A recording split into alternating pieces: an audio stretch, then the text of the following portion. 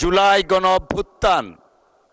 অভ্যুত্থানের শহীদ পরিবার এবং জুলাই যোদ্ধাদের কল্যাণ ও পুনর্বাসন বিল 2026 সর্বসম্মতিক্রমে পাশ হলো।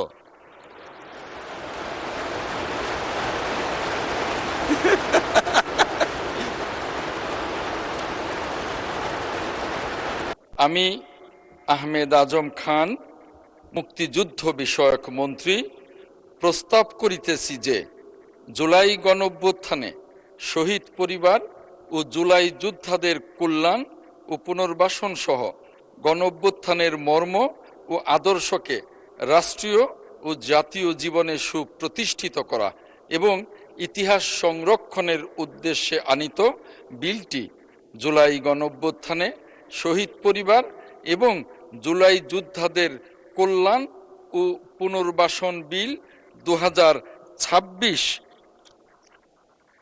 মহান সংসদে উত্থাপিত আকারে পাশ করা হোক। মাননীয় স্পিকার, আপনাকে ধন্যবাদ। মাননীয় মন্ত্রী, আপনাকেও ধন্যবাদ। মহান সংসদের সামনে প্রশ্ন হচ্ছে, সংসদে উত্থাপিত আকারে জুলাই গণঅভ্যুত্থানের শহীদ পরিবার এবং জুলাই যোদ্ধাদের কল্যাণ ও পুনর্বাসন বিল 2026 পাশ করা হোক।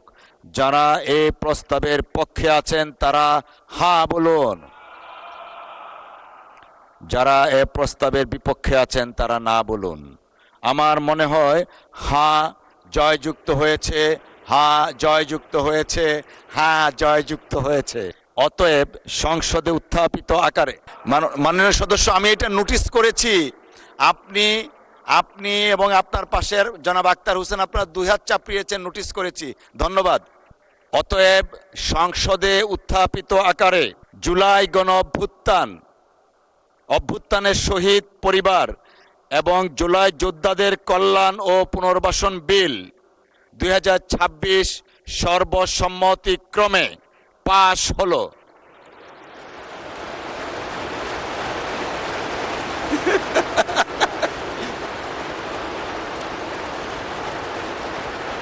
মাননীয় মন্ত্রী, আপনি কিছু বলতে চাচ্ছিলেন?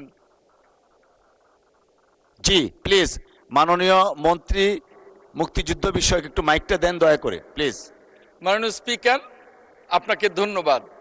আপনার মাধ্যমে এই মহান সংসদের বিরোধী দলীয় মাননীয় সংসদ সদস্য জনাব শাহজাহান চৌধুরী সাহেবকে অনেক অনেক ধন্যবাদ।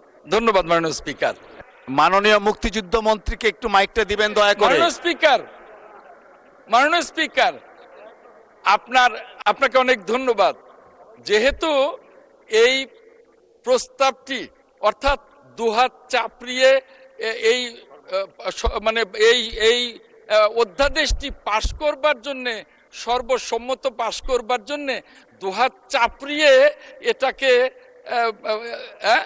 সমর্থন করবার জন্যে মাননীয় সংসদ সদস্য শাহজাহান চৌধুরী উত্থাপন করেছিলেন।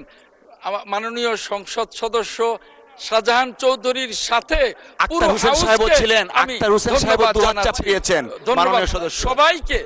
সবাইকে আমি ধন্যবাদ জানাচ্ছি।